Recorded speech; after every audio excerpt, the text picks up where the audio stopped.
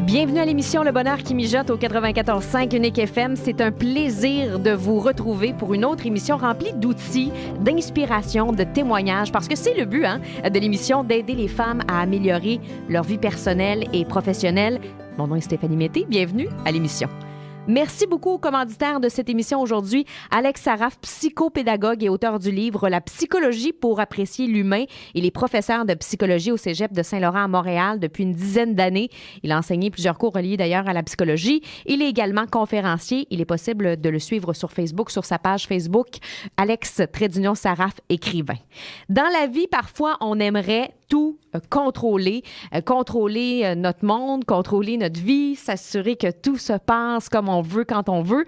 Malheureusement, on n'est jamais à l'affût de quelque chose qui pourrait nous arriver. Dans certains cas, on peut prévenir certaines choses, mais dans d'autres cas, non. On ne choisit pas quand la maladie nous frappe, on ne choisit pas quand un accident arrive, on ne choisit pas le décès d'un membre de notre famille, on ne choisit pas non plus de perdre son emploi s'il y a des coupures au sein de l'entreprise auquel on travaille. Il y a plein de choses qu'on ne choisit pas. Toutefois, s'il y a une chose que l'on choisit face aux événements extérieurs désagréables qui peuvent survenir, c'est notre attitude face à ce que l'on vit. Et je vais toujours me souvenir d'un jeune garçon malade que j'ai connu, dont je parle dans mon livre Le Bonheur qui mijote, 14 ans. Ce garçon qui est atteint d'une maladie incurable, qui l'a même rendu paraplégique et il peut passer des heures cloîtré à son lit à l'hôpital. Il vit là-bas d'ailleurs et il ne sait pas non plus combien de temps il lui reste à vivre. Pour plusieurs, cette situation-là est vraiment horrible, mais pour lui, ce n'est pas le cas. Il n'a pas choisi sa condition, on s'entend là-dessus, mais il a choisi une chose et c'est tout à son honneur. Il est devenu un maître dans l'art d'arborer une attitude positive. Il a un grand sens de l'humour, il aime sourire, il aime créer des petits moments de bonheur dans sa journée.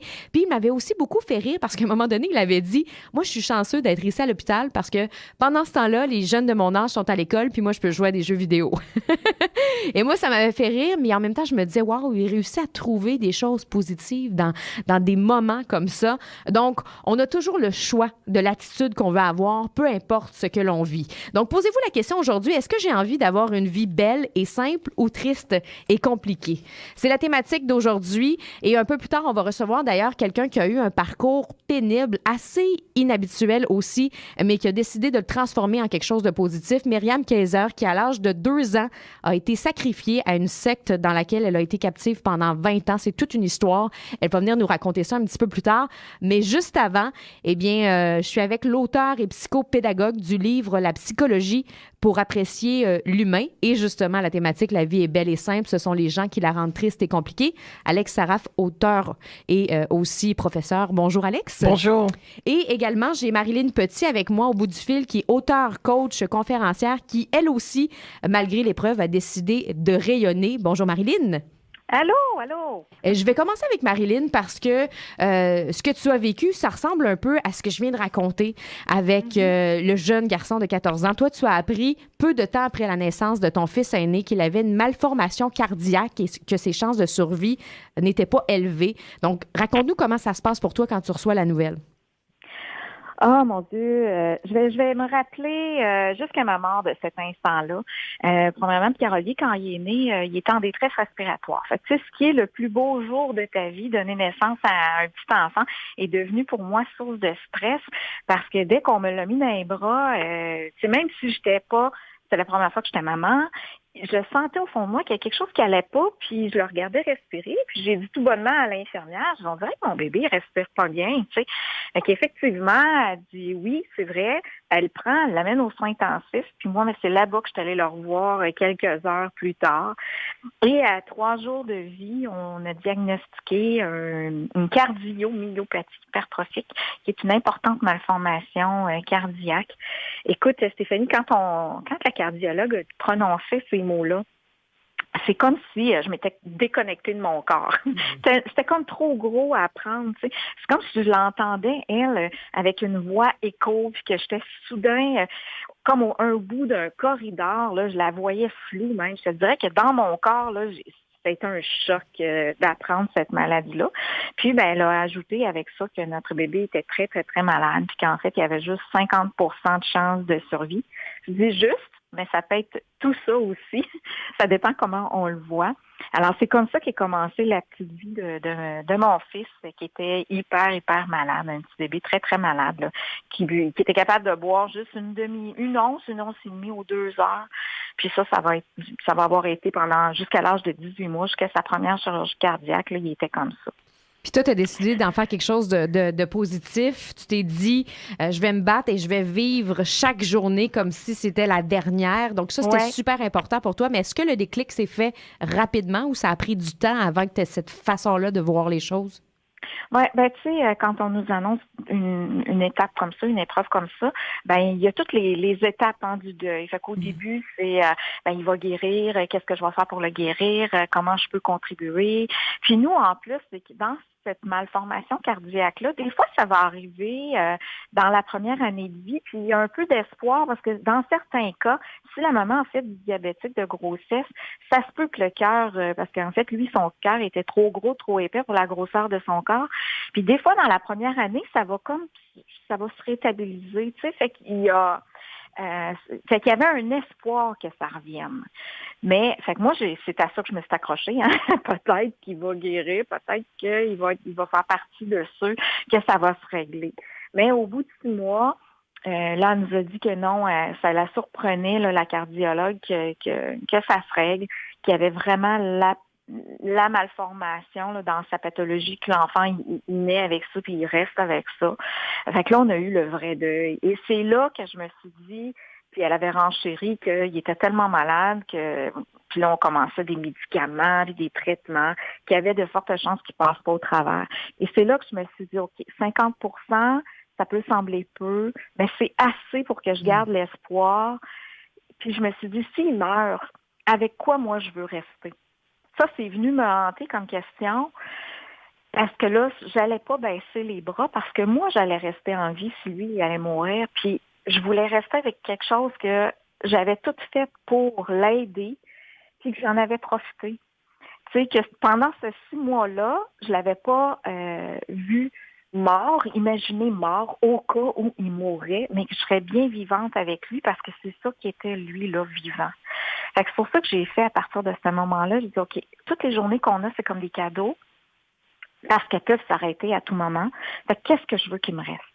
Fait que c'est un peu comme ça. C'est peut-être égoïstement, je l'ai fait aussi pour moi, tu sais, de faire en sorte que je profitais de chacune de ces journées.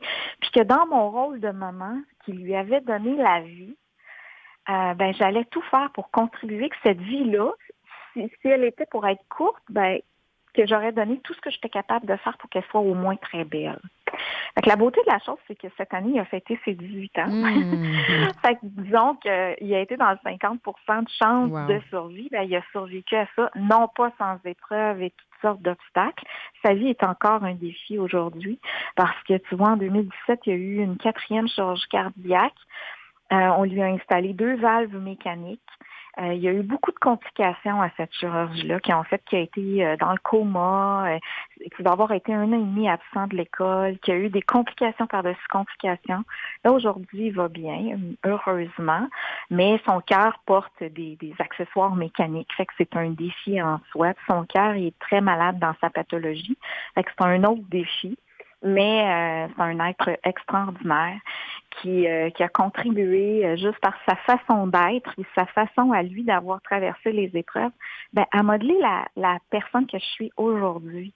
Alors, c'est une belle histoire. Donc, une mère aussi extraordinaire qui l'a aidé dans tout ça. Alex, est-ce que tous les humains ont cette capacité-là de résilience ou il y a une partie génétique des fois qui peut faire en sorte qu'on a cette tendance-là plus à la négativité ou à rester dans le 50% qui est négatif? C'est une excellente question. Je pense que la résilience, chaque personne l'aurait parce que chaque personne pourrait vivre à un moment donné une épreuve qui est difficile. Donc, c'est sûr qu'il y en a qui s'en remettent plus facilement que d'autres, mais on en vit tous des difficultés, puis c'est vraiment un témoignage touchant de Marilyn Petit, merci. Puis j'ai bien aimé, mais je veux dire, je pense qu'il y a une part de neurologie là-dedans, mais il y a aussi environnemental, puis la personne elle-même, puis comment elle est capable de s'adapter, puis de surmonter cela, parce que ça prend la volonté de le faire. de prendre le négatif et de le tourner en positif. Donc, la résilience. Boris Cyrulnik, qui est neuropsychiatre, psychologue et psychanalyste, en a parlé parce que lui aussi a vécu quelque chose qui était difficile. Ses membres de la famille ont été, en fin de compte, tués devant ses yeux quand il était enfant pendant une des guerres mondiales. Je pense que c'était la Seconde Guerre mondiale ou la Première, je ne me rappelle pas. Mais je sais que lui aussi a tourné ça au positif. Donc, je pense il faut que ça vienne de la personne elle-même, de sa volonté. Mais j'ai l'impression qu'il y a aussi la capacité de se poser les bonnes questions. Oui. Tu sais, Marilyn, c'est ce qu'elle a fait. Elle a dit, OK, il reste 50 de chance, mais il reste aussi 50 Qu'est-ce que je fais avec ça? Qu'est-ce que je veux lui apporter? Donc, il faut se poser les bonnes questions. Oui, c'est sûr. Ça prend une bonne attitude positive. Puis, tu vois, comme c'est 50 donc probabilité... c'est 50 et plus. C'était comme à la limite de probable et non pas possible. Tu comprends-tu ce que je veux dire? Parce que tout est possible aujourd'hui, là. Donc, je pense que ça aide énormément d'avoir cette attitude-là. Et pour elle et l'enfant, oui. J'ai envie de poser comme question à Marilyn. As-tu l'impression que tout ce parcours-là, l'accompagnement avec ton fils, qu'il y avait deux parties à l'intérieur de toi? Il y avait la femme qui était forte, courageuse, puis il y avait la maman triste, fragile à la fois? Oui, mais je te dirais que j'étais tellement en survie. Il n'y avait rien à propos de moi. C'était tout à propos de lui. C'était tout fait en fonction de lui. Puis, tu sais, quand je t'écoute parler, parce que le livre que j'ai écrit est sorti en 2014, et à ce moment-là, Pierre-Olivier en était à sa 3e chirurgie cardiaque. Il y a eu sa 4e chirurgie cardiaque en 2017. En même temps que je me suis séparée, et là, j'ai été beaucoup moins forte. Ça m'a rentré dedans parce que à la base, tu sais, on parle souvent de la pyramide de Maslow avec les besoins primaires qui doivent être comblés si tu veux être capable de rayonner. Alors, quand tu poses la question de dire est-ce que c'est tout le monde qui le peut, l'environnement, et moi j'avais lu qu'on avait 50% c'était génétique, notre façon d'être axé au bonheur. Oui. Il y avait aussi un pourcentage qui fait dans ton environnement, tu sais, ça 10%, oui. Oui, c'est un gros impact. Et à la 4e chirurgie cardiaque de Pierre-Olivier, au niveau de l'environnement, la sécurité, je l'avais pas parce que j'étais séparée, puis tout à coup, il fallait que je devienne autonome financièrement. Et puis, l'épreuve a été beaucoup, beaucoup plus difficile pour moi. Tu sais, mon livre, c'est rayonner malgré l'épreuve, puis trouver des soleils. Et puis, il y avait une période où j'avais de la difficulté à trouver les soleils, puis on m'a diagnostiqué un épuisement de compassion à ce moment-là. Fait que j'avais... la 4e chirurgie cardiaque de mon fils, l'épuisement de compassion, qui est comme une dépression, si on veut, mais on sait exactement pourquoi. C'est à force de côtoyer la maladie, puis de vivre avec le sentiment d'impuissance, parce qu'il y a tout ça, hein, tu sais, un parent qui voit souffrir son enfant à côté, on est rempli puis drainé par la compassion, mais aussi le sentiment d'impuissance de pas pouvoir guérir notre enfant. Tu sais, le plus qu'on peut être, c'est être avec lui, mais des fois ça devient pas assez, tu sais, c'est pas suffisant pour y enlever sa douleur. C'est très difficile, ça, de voir souffrir son enfant. Tu voudrais tout prendre pour lui. Alors, ça, moi, je te dirais que dans les 2 dernières années, j'ai eu l'impression que j'étais beaucoup moins rayonnante. Ça a été beaucoup plus difficile pour moi d'être une maman épanouie et disponible auprès de son enfant à cause des facteurs, tu sais, facteurs économiques. J'ai été un bout de temps, j'avais travailleur autonome, tu sais c'est quoi, hein?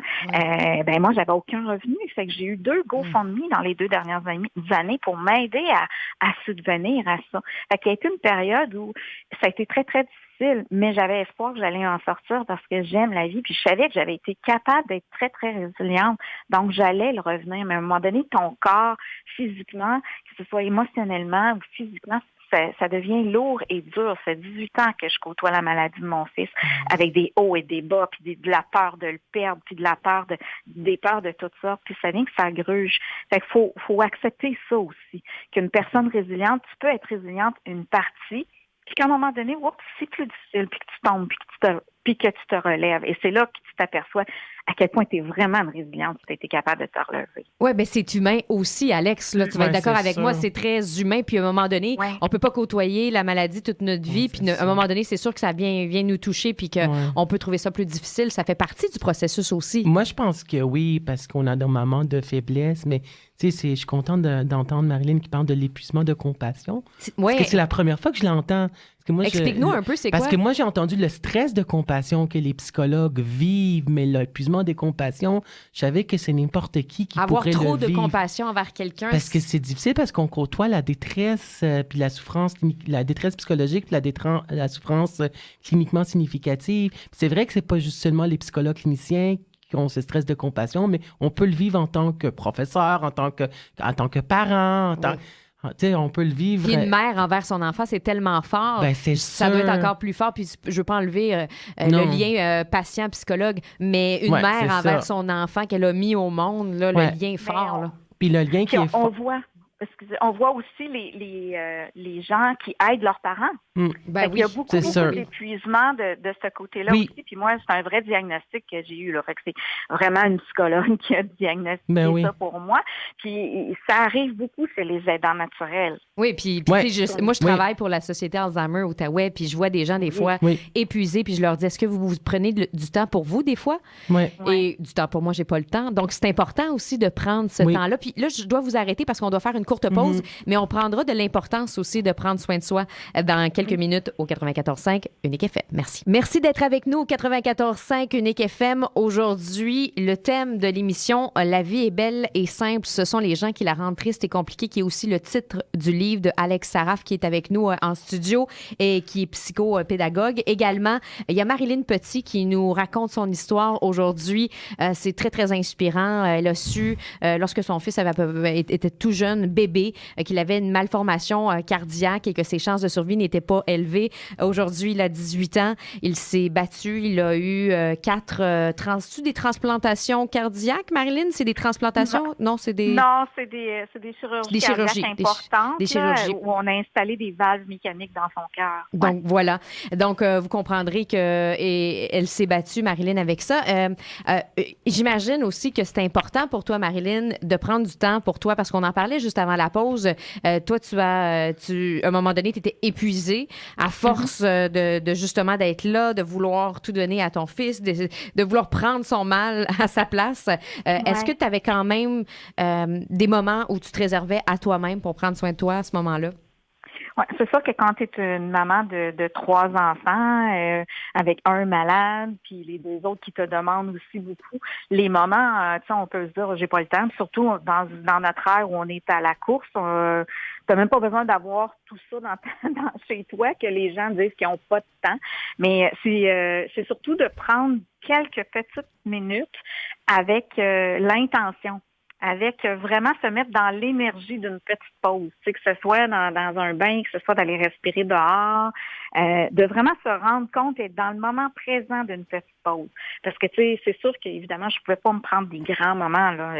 C'était impossible, là, parce que j'étais une maman à la maison. Moi, j'avais quitté mon emploi pour être avec lui. Fait que j'en profitais. Tu sais, c'est de troquer. Plutôt de faire du ménage quand il était pas là, je prenais quelques minutes pour moi ou, tu vas ajuster ton horaire, mais toujours en prenant le temps de prendre des moments à toi, mais à toi seul, dans l'esprit de la femme et débarquer un peu du rôle de la mère et de la mère spécialiste que j'étais devenue. Oui. Et Alex, parle-nous de l'importance, justement, de s'accorder du temps à soi quand on vit des moments difficiles.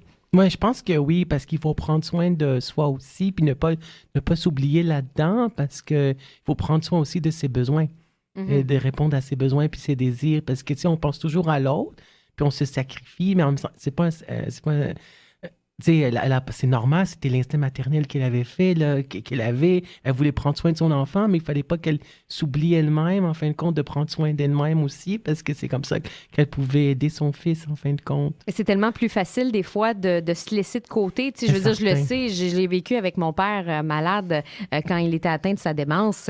Au début, moi, c'était ma mère, mon père. Je m'occupais de ma mère pour être sûre qu'il était correct. Je m'occupais de mon père pour être sûre qu'il était correct. Mais tu sais, je veux dire, moi, là-dedans, je me dis, je m'occuperai de moi plus tard. Oui, c'est ça. Ouais. C'est pas toujours évident. Mais il y a quelque chose que j'ai envie de te parler, Marilyn, que je trouvais intéressant puis que je trouvais inspirant aussi, parce que je sais que 2008 a été une année difficile pour Pierre-Olivier. Il a été hospitalisé plusieurs fois. Même à un moment donné, il était fâché, il était tanné. Puis toi, tu as trouvé quelque chose de beau à faire pour transformer sa colère en une autre énergie. Parce que toi, le but, c'était pas de renier la colère, la souffrance et tout ça. C'est important de l'accepter. Parle-nous de ça.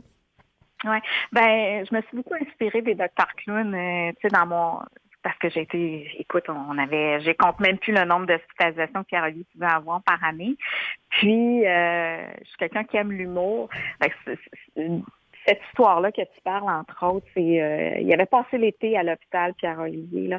Puis à un moment donné, il y avait des traitements, puis il s'est fâché. Puis lâchez-moi, puis c'est mon corps, puis touchez-moi pas, puis tout ça. Puis l'infirmière est sortie de la chambre, puis elle dit là, calme-toi, puis je reviens. Fait que là, quand il avait crié, je vais m'enfuir, puis tout ça. Fait que dès qu'elle est sortie, moi, j'ai dit à Pierre-Olivier, j'ai dit, OK, Pierre-Olivier, vite, on s'enfuit. Fait que là, il me regardait, il dit, hein, maman? Ah oui, vite. Fait qu'il se lève de la civière avec son poteau de soluté, tout ça. Puis fait que là, on marchait dans les corridors, puis on se cachait des infirmières, tu sais. Puis là, il riait, mais là, les infirmières, il avait vu, lui, il avait 8 ans, là, fait qu'ils ont vu qu'on jouait, fait qu'ils nous ont laissé aller. Puis on s'est rendu comme ça à la cassette jusqu'à l'ascenseur. Et rendu à l'ascenseur, j'ai dit à Pierre-Olivier, j'ai dit, OK, tu pèses-tu? Puis là, il m'a regardé, il s'est retourné en voulant dire maman, tu sais, il dit, ben maman, on peut pas faire ça, là. J'ai dit, c'est ça, mon beau, on peut pas faire ça. Hein? Mais qu'est-ce que tu veux? C'est tes traitements, on va les faire, puis après ça, on va continuer à s'amuser. Tout ça. Fait qu'on est revenu à la chambre, puis l'énergie était changée. Parce que l'idée, c'est ça, puis tu l'as dit, c'est pas de nier ce qui nous arrive. Quand ça fait mal, ça fait mal. Tu sais, une prise de sang, je me souviens, il était tout petit, puis des fois, il y avait du personnel infirmier qui disait non, bouge pas, là, ça fait pas mal. Là, moi, je disais, oui, ça fait mal. Oui, Pierre-Olivier, ça va te faire mal, mais tu es capable, regarde, on va respirer, puis concentre-toi.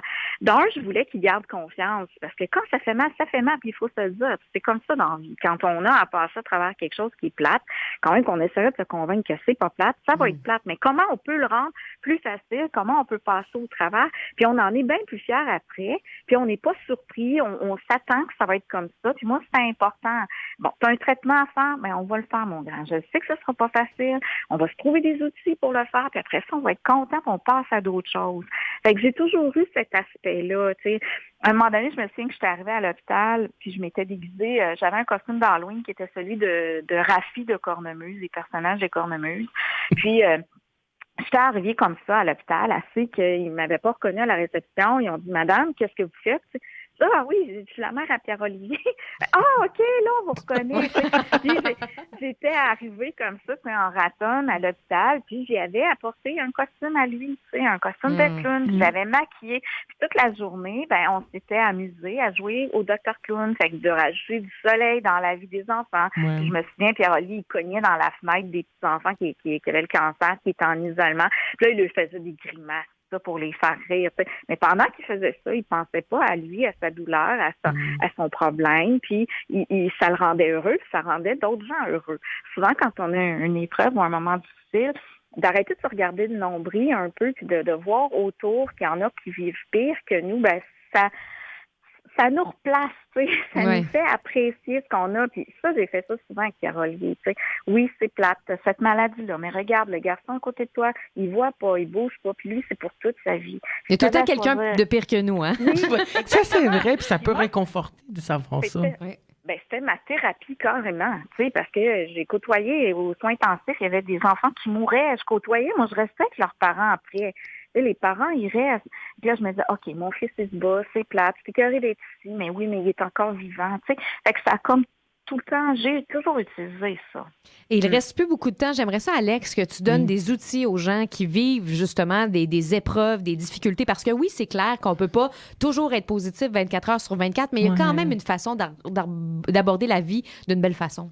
Bien, je pense que, premièrement, c'est que, tu sais, il y a le lieu de contrôle que Walter en a parlé, parce qu'il y a des choses qui nous échappent qu'on peut pas contrôler, hein. Donc, c'est un lieu de contrôle externe, comme la malchance, le hasard, on peut pas...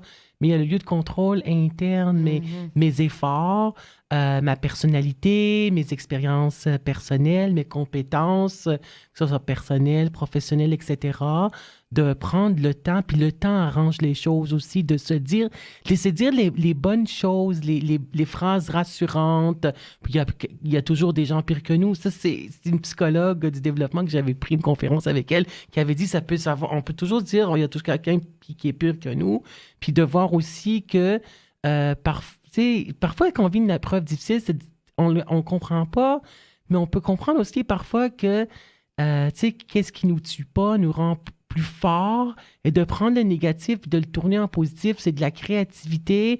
Puis, parfois, c'est difficile de voir que le soleil va briller demain, là, mais de se dire, puis de prendre soin, de prendre le temps pour soi aussi, puis d'être bien entouré avec des gens qu'on aime, qui nous apprécient en retour, des gens qui seraient là pour nous, les membres de la famille, des amis, puis parfois aussi de léguer, ce qui peut aider. Parce que parfois, on prend tout sur notre épaule. Donc, si on a un conjoint, une conjointe, on dit, tu fais ça pour moi, s'il te plaît. Parfois, ça peut aider énormément. Mais merci beaucoup, Alex. On peut te suivre où? Parce que je voyais que tu avais ta page Facebook. As-tu un site Internet? Je suis... les capsules vidéo sont sur YouTube pour les entrevues, puis les capsules vidéo que j'ai fait chez moi, qui ont été enregistrées chez moi. Puis, vous pouvez me suivre sur Facebook, m'écrire sur Facebook. Ça me fera plaisir. Donc, Alex Saraf, auteur du livre « La psychologie pour apprécier l'humain ». Marilyn Petit, qui est avec nous aussi. Merci d'avoir partagé ton histoire avec nous, animatrice, auteure, conférencière, qui a écrit l'excellent livre très inspirant « Des millions de soleils malgré l'épreuve ». Donc, merci à vous deux d'avoir été là aujourd'hui. Merci. Merci beaucoup. Alors, on va poursuivre la conversation dans les prochaines minutes, entre autres une chronique où on va vous donner 2 techniques efficaces pour diminuer le stress de notre fameuse to-do list qui est parfois pas mal longue. Je vous en parle dans quelques minutes. Aujourd'hui, avec moi au 94.5 Unique FM, la chroniqueuse Nancy Lehoux. Ça faisait longtemps qu'on ne l'avait pas vue. Coach en réussite, expertise aussi. Elle a une expertise en matière de leadership, gestion de changement. C'est un plaisir de te revoir en studio, Nancy. Merci, Stéphanie. Aujourd'hui, en plus, 2 techniques efficaces. Puis quand c'est des techniques efficaces, on aime bien ça pour diminuer le stress de notre fameuse to-do list. Tout le monde en a une qui est très, très longue, interminable. Donc, tu as préparé quelque chose pour nous à ce niveau-là. Oui, absolument. C'est une technique qui fonctionne super bien. Puis en fait, je l'ai même utilisée maintenant. C'est qu'on va faire une expérience. Tu sais, dans notre to-do list, c'est qu'on a plein de choses à faire. Donc, aujourd'hui, j'avais à venir parler ici. Fait que naturellement, tu l'avais mis en haut avec un cœur. En fait, c'est que notre to-do list, ça part du moment où est-ce qu'on sait qu'on a une présentation à faire. Ouais. Et là, qu'est-ce qui arrive? C'est qu'on a une charge qu'on appelle une charge mentale, puis on a une charge émotionnelle. Parce qu'on dit, oh my God, de quoi je vais parler? Nanana, là, on se pose toutes les questions. Là, on l'écrit sur notre to-do list. Là, on n'a pas le temps de le faire tout de suite. Fait que finalement, on reste avec cette charge mentale-là et cette charge émotionnelle-là jusqu'au moment où est-ce qu'on le fait. Puis là, ça fait que, tu sais, quand on rajoute là, des choses sur notre to-do list, là, c'est qu'on rajoute cette charge mentale, émotionnelle-là constamment. Mais c'est déjà moins pire, je trouve, de l'écrire que de ne pas l'écrire. Oui. Parce que là, moi, je vais folle si je l'écris pas. Oui, t'as raison. Mais là, je vais te présenter une autre stratégie qui est encore bien. C'est que ça s'appelle, en anglais, box and shelf. Okay. En fait, c'est qu'on emboîte. So, qu'est-ce qu'on fait? C'est que, donc, lorsque j'ai su que je venais faire une présentation aujourd'hui, je l'ai su là quelques semaines. Mais là, je n'avais pas le goût cette semaine-là, cette fois-là, de vraiment penser qu'est-ce que je vais parler. C'était trop loin. Oui. Alors, qu'est-ce que j'ai fait? C'est que j'ai mis mentalement, ça se passe tout virtuellement dans notre tête, j'ai mis, OK, donc cette tâche-là, je la mets dans ma boîte. Et je vais y mettre une date dans mon calendrier où est-ce que là, je vais ressortir cette tâche-là et là, je vais vraiment me prendre du temps pour y réfléchir. Fait en faisant ça, cette tâche-là, je la mets dans la boîte, je la mets sur l'étagère et là, j'y pense plus jusqu'au jour où, qui était hier. Qui est souvent dernière minute pour plusieurs personnes. En fait, je me disais, regarde, de quoi je vais parler qui va être du jour puis qui va me passionner. Oui, parce que tu veux que ça vibre pour toi puis que ça... Ouais. Exactement. Alors, hier, j'ai sorti ma boîte virtuelle. Puis là, je disais, OK, j'ai cette tâche-là. Je me suis focalisée, tout ça. Et là, ensuite de ça, j'avais la préparation, sous les préparations mentales, tout ça. Je l'ai remis dans une boîte virtuelle sur mon étage. Et c'est ce matin que là, j'ai réouvert pour dire, là, je vais me pratiquer, je vais remettre mes idées ensemble pour être prête aujourd'hui. Oui. Alors ça, là, on peut faire ça, on peut utiliser ça régulièrement pour nous permettre de libérer la charge émotionnelle et la charge mentale qu'on peut avoir qui se rajoute avec notre to-do list. Pour pas y penser pendant 2 semaines. OK, c'est vrai, j'ai une chronique dans 2 semaines, j'ai une chronique, puis là, on y pense un peu chaque jour. Là, toi, tu l'as mis dans ta boîte, c'est là, tu sais, je vais l'ouvrir plus tard. Ouais. Et voilà. Deuxième chose, c'est le concept de la calculatrice. Tu sais, la calculatrice, là, quand tu fais un calcul, Puis là, donc, il faut que tu payes sur le C ou le CE pour clairer. Mais souvent, on dirait que ça se fait pas automatiquement. Hein? T'as-tu déjà trouvé moi, ça? j'ai de la misère avec les calculatrices. Là. On dirait qu'il y a tout le temps mon chiffre qui reste là. Et voilà, c'est ça, exactement. Ben, dans notre tête, ça se passe la même affaire. Alors, dans notre journée, on a des segments. Donc, ça ici, c'est un segment. Quand je suis partie du bureau, il est arrivé quelque chose qui a fait en sorte que, je suis partie avec.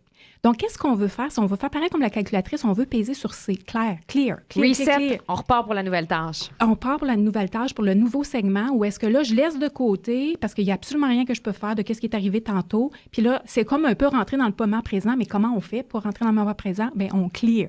Ça fait que là, on peut penser, OK, calculatrice, clair. Je fais ça, 2, 3, puis des fois, je fais le mouvement, ça me fait clair. OK, je rentre dans un autre segment, le segment que je suis toute présente pour faire qu'est-ce que j'ai à faire présentement. Bien, ça, moi, je fais ça depuis peut-être 1 an, puis ça fonctionne vraiment, surtout que des fois, je vais donner un exemple. Aujourd'hui, moi, j'avais 8 entrevues. Si j'avais juste pensé à ça, j'aurais stressé toute ma matinée. Mais moi, je suis toujours dans le OK, c'est quoi ma prochaine? Parce que si je me mets à penser à tout ce que j'ai dans une journée folle, j'aurais même pas envie de passer à travers. Ouais, c'est ça. Mais moi, c'est tout. Puis des fois, ça tanne mon conjoint parce que là, il me dit qu'est-ce qu'on fait en fin de semaine? Je sais pas. On verra. Là, il dit ben oui, mais là, il faudrait prévoir. J'ai dit non. J'ai dit qu'est-ce qu'on mange pour souper avant parce que là, c'est le soir. Tu sais, comme c'est toujours une étape à la fois pour moi. Là, ça m'enlève beaucoup de pression parce qu'avant, j'anticipais, je prévoyais. Non, j'aime mieux y aller un moment à la fois puis clear la calculatrice puis on verra. Puis aussi, tu sais, je trouve que ça va bien avec le feeling. Qu'est-ce qu'on ressent dans le moment aussi. Oui, absolument. C'est ça. Donc, alors, la calculatrice puis box and shelf. Ah, c'est bon, on va s'en rappeler comme ça. Donc, la calculatrice ou la petite boîte, si on veut le franciser. Oui. Hey, merci, Nancy. On peut te suivre aussi sur ton site www.coach-e.ca. Il y a plein de choses, plein d'autres techniques, des vidéos gratuites, des programmes de formation en ligne et on peut prendre rendez-vous avec toi pour du coaching individuel. Merci, Nancy, d'avoir été avec nous. Stéphanie. Merci d'être avec nous au 94.5 Unique FM. Ma prochaine invitée aujourd'hui a toute une histoire qui peut paraître bouleversante à première vue. Alors que l'âge de 2 ans, elle a été sacrifiée à une secte dans laquelle elle va rester captive pendant 20 ans. Elle a décidé de rendre ce parcours inspirant public aussi, en aidant aujourd'hui les autres à se libérer, à reprendre le pouvoir sur leur vie. Aujourd'hui, elle est avec nous, conférencière, auteure, c'est son 3e livre. Myriam Kaiser, bonjour. Bonjour.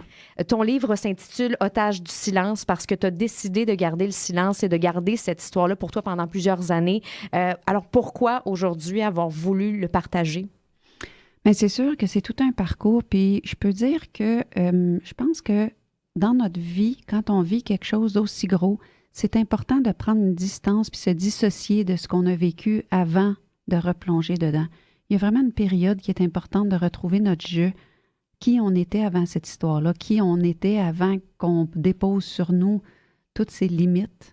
Hein, parce que c'est un peu ce qui arrive quand on nous offre autant de violence. C'est les limites des autres, dans le fond, qui sont déposées sur nous. Donc, il faut se dissocier de ça avant de pouvoir en reparler d'une autre façon.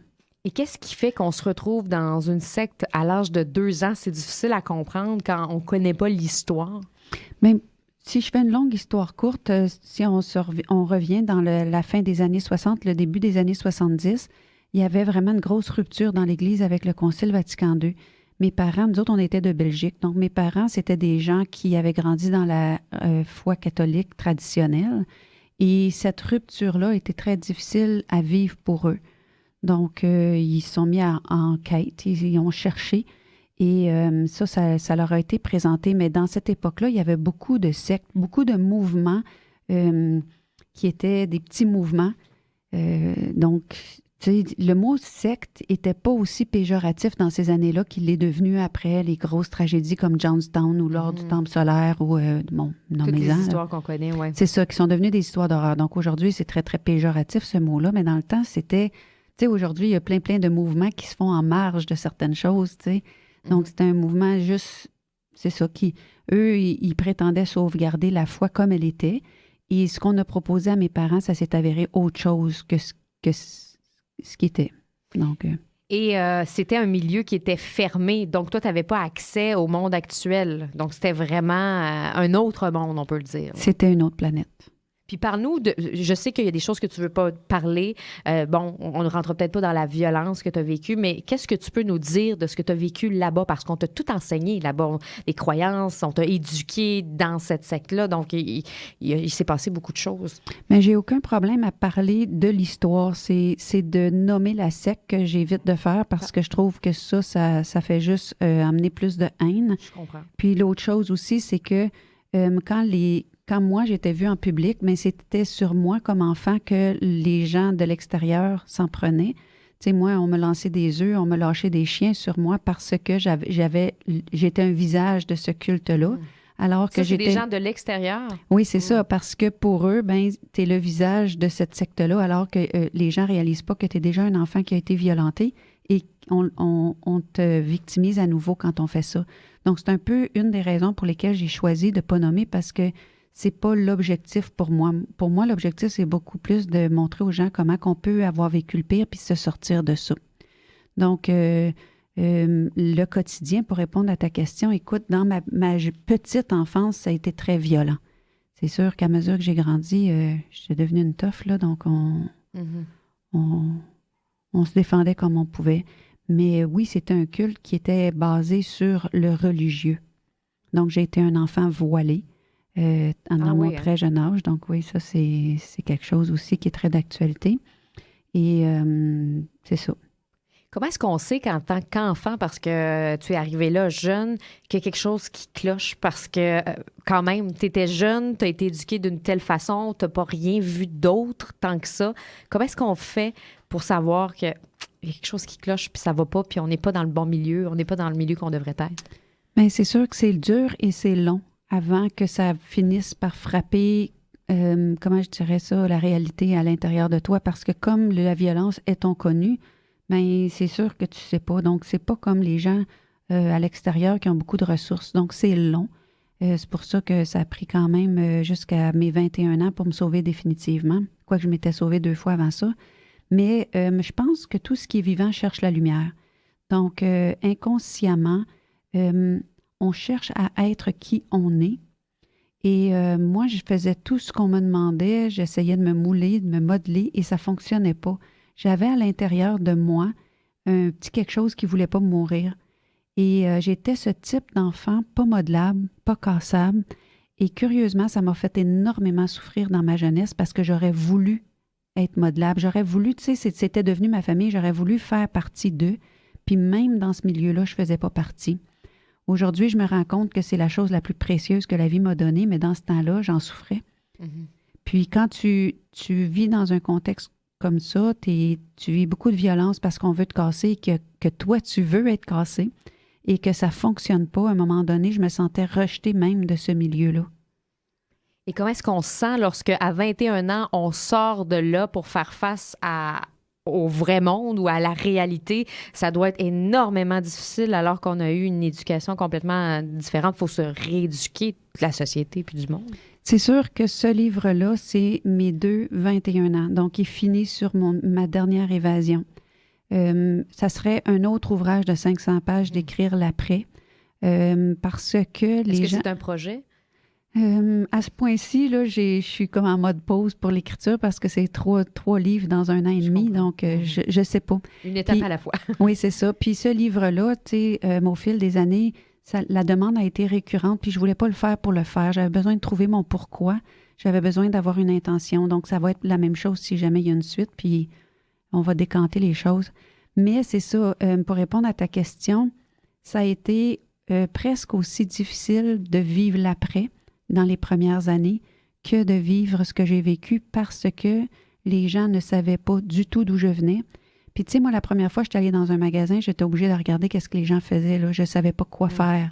J'avais aucune notion de rien et j'avais pas de l'air d'une demeurée, donc j'ai été jugée très âprement. Il y a des gens qui n'ont pas été super gentils, mais en même temps, je savais qu'ils ne savaient pas. Puis moi, je le disais pas parce que c'était péjoratif, là. C'est vraiment une deuxième vie, carrément, on peut le dire. Là. C'est carrément ça. C'est vraiment une deuxième vie. Mm. Puis, mais aujourd'hui, tu t'es reconstruit. C'est ça qui est beau dans cette histoire-là. Et des fois, on parle de cette histoire-là, puis on pourrait se dire, mon Dieu, c'est inimaginable tout ce que tu as vécu, puis tu as été capable de t'en sortir. C'est sûr que c'est un chemin d'une vie. Mais ça a été quoi, toi, les premiers outils qui t'ont aidé à découvrir qui tu étais vraiment? C'est sûr que j'ai fait comme monsieur, madame, tout le monde. J'ai cherché beaucoup. Tu sais, j'ai passé des psychologues, travailleurs sociaux. Je suis allée voir les médiums, tous ceux qui savent alors que toi, tu ne sais pas finalement. Et j'ai fait moi-même des études en psychologie pour essayer de découvrir les secrets de l'âme humaine. Mais je vais te dire, c'est pas vraiment là que ça s'est mis à parler. C'est beaucoup plus dans la nature. Puis la nature, ce qu'elle m'a apporté, c'est que oui, il y a une présence qui dit rien, mais il faut que tu sois hyper en alerte au niveau de tes sens pour capter quelque chose. Puis ça s'est mis à se révéler à moi et ça m'a permis de revenir dans un sentier que j'avais perdu parce que quand on est violenté comme je l'ai été, mais le sentier, on ne veut pas qu'il soit trop là. Donc, j'avais vraiment perdu mon sentier et ça s'est mis à se déployer au niveau de ma conscience, l'importance de revenir à son sentier. Et là, j'ai commencé à enseigner aux gens à mesure que je marchais cette route-là. Et les gens qui venaient aux formations que je donnais des formations, celle par exemple qui s'appelait Les émotions au cœur de l'être, qui aujourd'hui s'appelle La route des maîtres. Mais c'est vraiment des formations où on revient en contact avec ce qui nous traverse. Tu sais, on réapprend à s'écouter, à s'entendre, mais à se croire parce que la plupart des gens dans leur éducation, peu importe que tu aies vécu quelque chose aussi gros ou moins, c'est toujours le sentier qui est coupé. Et ça fait que, tu sais, on peut parler de confiance en soi, d'estime de soi, on peut parler de tous ces grands thèmes-là, mais c'est toujours basé sur rien, c'est toujours à recommencer parce que la base n'est pas là. Puis la base, c'est notre sentier, c'est notre GPS.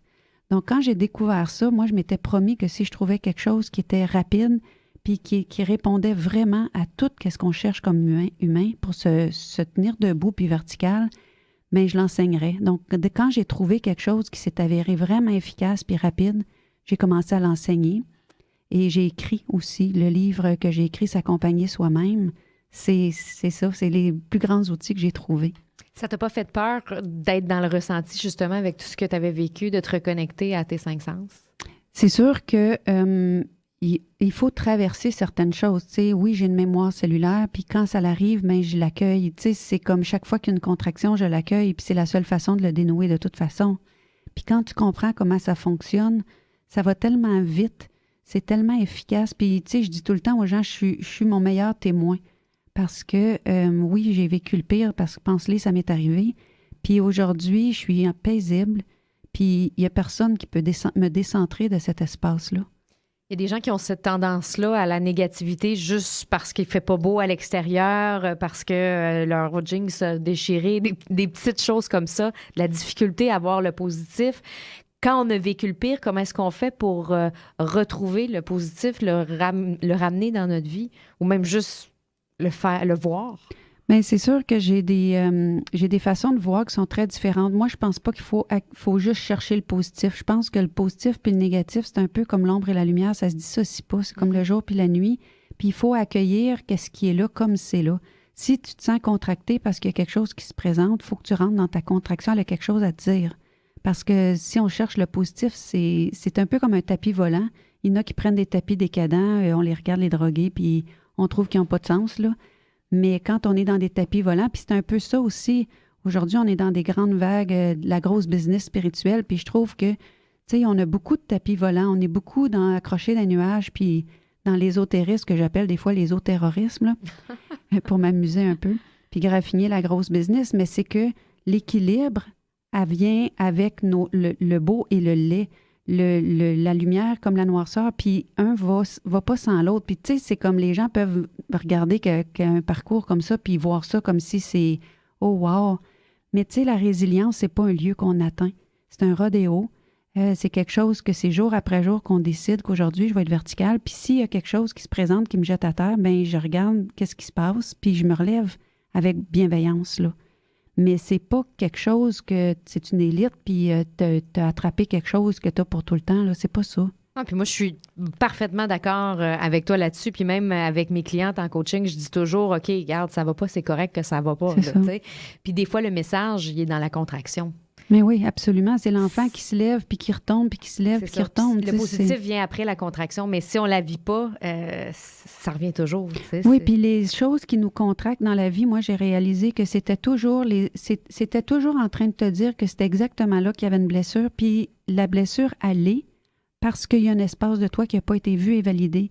Donc, si toi, tu ne donnes pas le temps de voir et valider cet espace-là pendant qu'elle se contracte, bien, tu es encore en train de faire ce que ceux que tu pointes du doigt t'ont fait. Donc, c'est pas juste un beau discours, c'est vraiment comme ça, moi, que j'ai trouvé que ça fonctionne, puis ça fonctionne vite. Une histoire très inspirante. Merci beaucoup, Myriam Kayser, d'avoir été avec nous. Tu es au Salon du Livre aujourd'hui, demain et même... aujourd'hui et... Non, on est vendredi, c'est bon? Oui. Dans ma tête, on était samedi. Vendredi, samedi, dimanche, au Salon du Livre de l'Outaouais, au Palais des Congrès de Gatineau. Oui. Et tu seras de retour aussi pour le Salon de l'éveil de Cathy Tropiano, au Palais de Congrès aussi, les 23 et 24 mars. Est-ce qu'on aura la chance de te voir en conférence là-bas? Oui, je vais présenter au Salon de Cathy mon livre, justement. Donc, ça va être la présentation du livre Otage du silence pour ceux qui veulent m'entendre sur ce parcours-là. Merci beaucoup. Tu as un site Internet, je le cherche. Le www.porteurdeflambeau.com, puis une chaîne YouTube avec une centaine de vidéos. Donc, on peut en apprendre plus sur toi. Porteur de flambeau aussi, qui est ton titre. Oui. Merci beaucoup d'avoir été avec nous aujourd'hui. Bienvenue. Plaisir.